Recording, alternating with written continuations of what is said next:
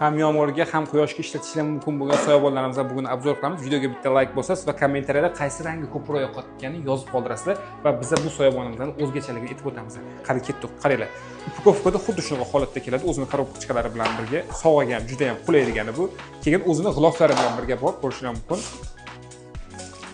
Bu soyabonimizni plus 50 gradus quyoshda ham sizlarga komfort beradi. Chunki insonga zararli bo'lgan quyoshning ultrabinafsha nurlarini o'tkazmaydi. Nimaga desanglar, ichidagi mana bu qora materiali, o'zi nomi U material deyiladi. Qora fondagi materiali bu insonga zararli bo'lgan quyosh nurlarini o'tkazmaydi. Juda ham foydali, ishlatishga qulay.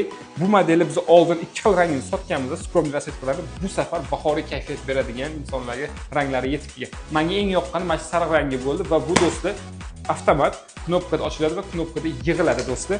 Ko'rishingiz mumkin. Mentol, seri, rozeviy, hop, fioletoviy, salativiy ranglari bor. Qaysi rangi sizga ko'proq yoqdi? Sifati juda ham lekin zo'r. Ishoninglar, biz oldin sotganmizda, hozirgi moment uni sezoni keldi do'stlar.